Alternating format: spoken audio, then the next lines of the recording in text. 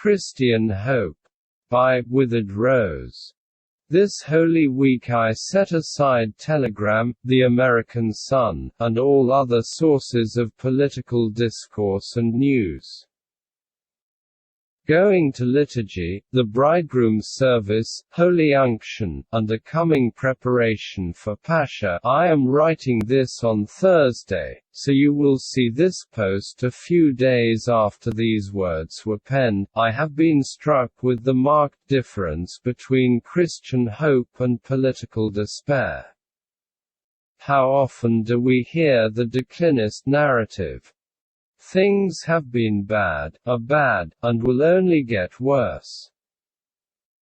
A person of this disposition, a disposition often habituated by influences, journalists, and chat rooms, will notice that the present age has gone wayward, and then project the current state both backwards in history and forwards to the future.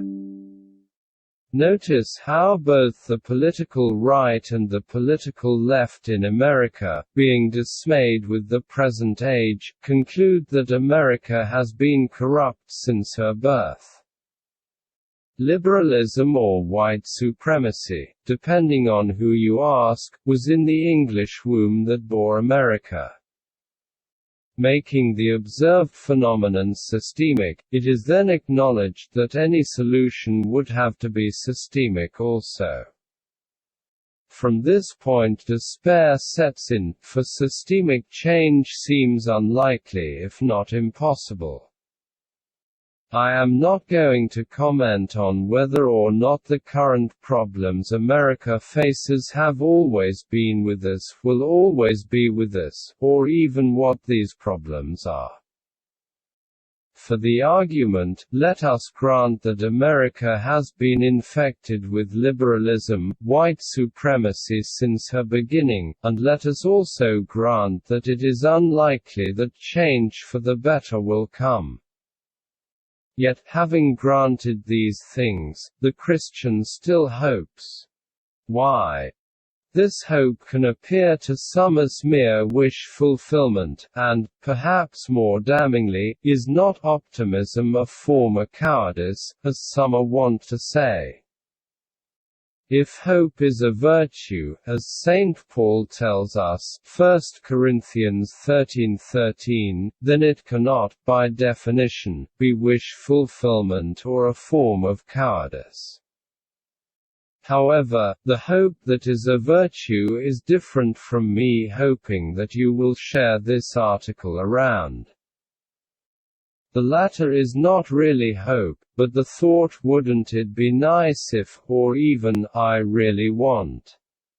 In contrast to this thought, which is only called hope, Gabriel Marcel, the great contemporary rival to Jean-Paul Sartre, describes Christian hope as follows.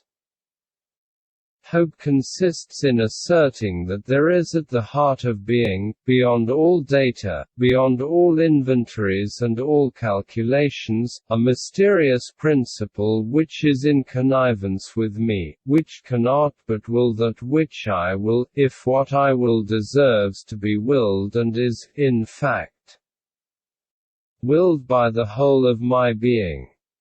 We have now come to the center of what I have called the ontological mystery, and the simplest illustrations will be the best. To hope against all hope that a person whom I love will recover from a disease which is said to be incurable is to say, it is impossible that I should be alone in willing this cure, it is impossible that reality in its inward depths should be hostile or so much as indifferent to what I assert is in itself a good. It is quite useless to tell me of discouraging cases or examples, beyond all experience, all possibility, all statistics. I assert that a given order shall be re-established, that reality is on my side in willing it to be so. I do not wish, I assert, such is the prophetic tone of true hope. 1.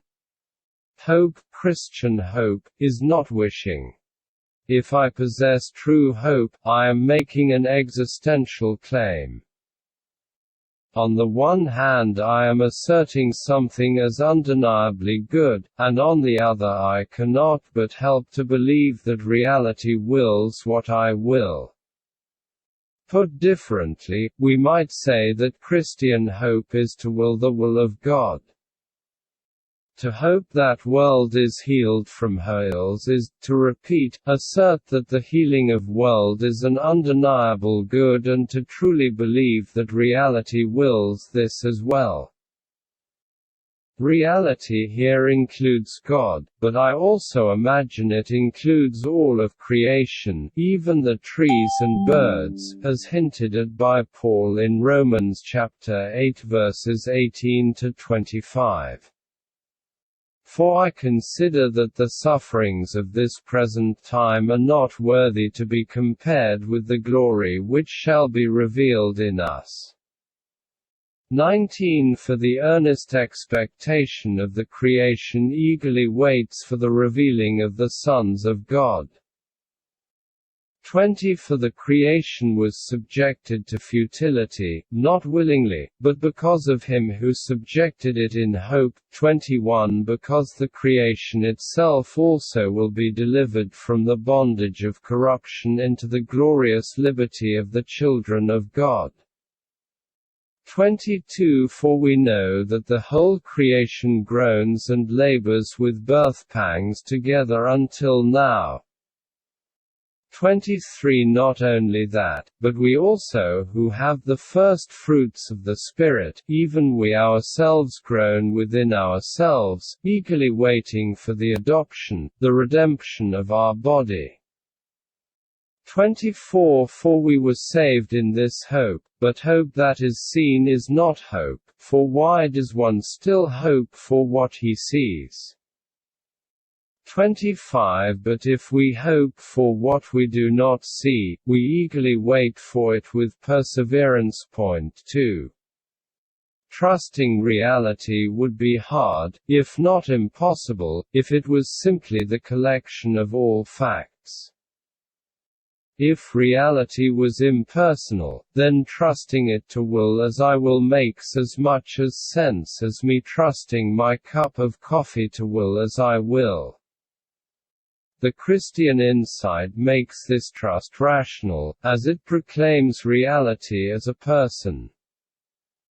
Reality, the Logos, became incarnate for our salvation, taking on human nature, allowing himself to be delivered up, crucified, and then rising from the dead, conquering death by death. Only because reality is a person, and a person who condescended for our sakes, does it make sense to trust reality. If reality is not a loving person, then hope becomes impossible, for how can reality be on my side and will what I will, if what I will deserves to be willed, if reality is an impersonal collection of facts? Even if reality is something like the one of Plotinus or the Logos of Heraclitus, hope is not possible. Why? Because an impersonal substance, even if it be divine, cannot will that my loved one be cured of her incurable disease. When I hope, and not simply wish, I assert that my will is aligned with the divine will of the Logos and that the Logos, who is reality, is on my side not in some abstract way, but in the same way that he lay on the breast of the Apostle John, or healed the woman with the flow of blood, or called to the tax collector to come down from the cedar tree and dine with him, or even gave himself over as the perfect paschal lamb. I hope because I have faith, and I have faith because there is a person in whom I can have faith. At the risk of sounding preachy, and I have already touched the faith more than I like to do publicly, although many will declare themselves Christian or pious because they have such and such a political opinion or have read this and that church father, if they teach despondency, which is cultivated in the soul by the declinist narrative, shut your ears and remember the hope that is within you.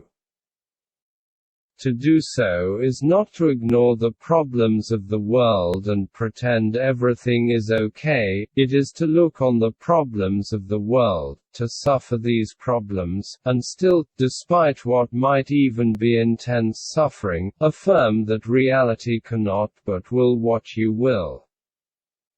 It is he who looks at the current situation, throws up his hands and says, "This will only get worse and there is nothing we can do about it," who, although thinking himself a realist, is living in fantasy.